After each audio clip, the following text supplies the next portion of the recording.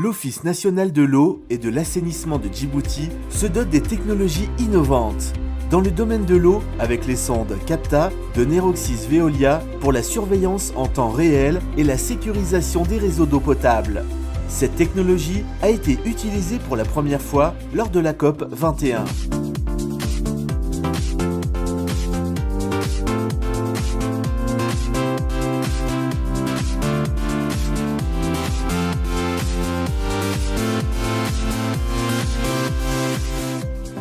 Je vais aujourd'hui vous présenter le projet des sondes Capta. Il s'agit d'un système de suivi en continu de la qualité de l'eau dans les réseaux de distribution. Ce projet a été développé par Beers, la filiale est spécialisée dans l'Internet des objets de Veolia. La sonde Capta a été en fait elle-même développée pour bien contrôler et gérer la distribution de l'eau. Et les indicateurs en fait mesurés par cette sonde sont le chlore résiduel, les chlores actifs, la température, la conductivité et enfin la pression qui sont des paramètres clés de la qualité de l'eau.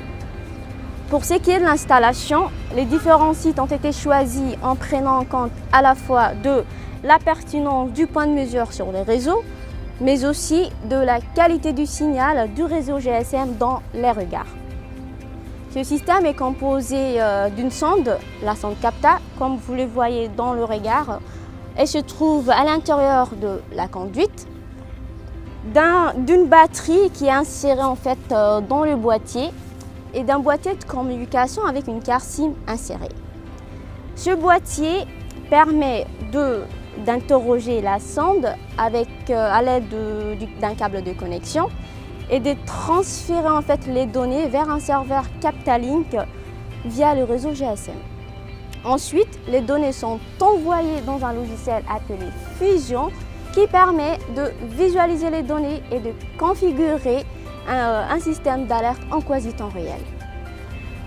Dans le monde, 12 pays utilisent ce système et Djibouti fait partie de ces 12 pays et c'est le seul pays du continent africain qui l'utilise.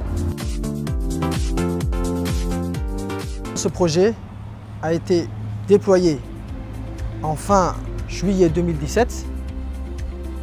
Nous avons jusqu'à présent 6 sondes qui sont installées à Djibouti et qui sont reparties vers Balbala et Djibouti-Ville.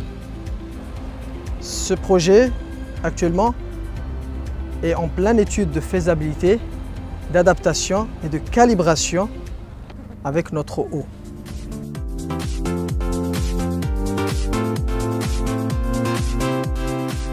Sur l'aspect assainissement, le NEAD expérimente également la technique de l'assainissement sous vide dans une zone résidentielle de la capitale et compte l'étendre à terme à d'autres quartiers de la ville.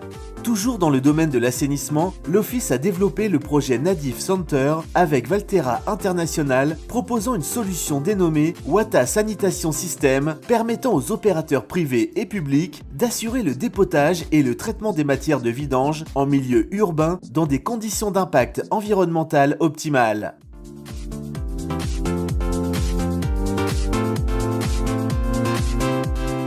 L'unité de Chibox que vous voyez ici est le fruit d'un cofinancement en NEAD et la CEP de France.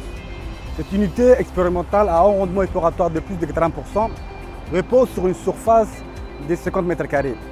Elle a une capacité de traitement de 2 à 2,5 m3/heure, soit 50 kg de matière sèche par heure, avec un procédé physico-chimique dont la coagulation-flocculation pour séparer les polluants du soute des eaux traitées. Alors, le camion transportant la matière monte sur une rampe de 30 cm, puis laisse évacuer les effluents dans une unité de pré-traitement, dégrillage, dessablage, où sont retenus tout ce qui est matière solide.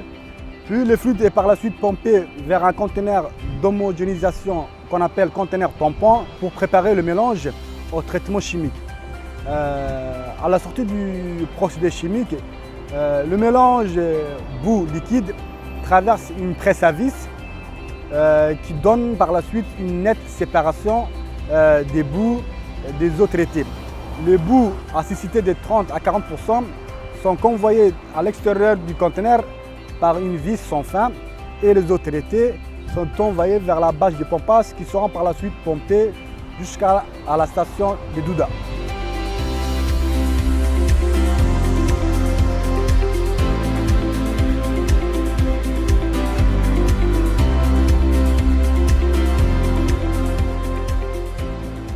Alors, la vision de notre directeur ne s'arrête pas juste au traitement de ces eaux usées. Il nous a également recommandé à maîtriser le volet collecte et transport de ces matières vers cette unité de traitement.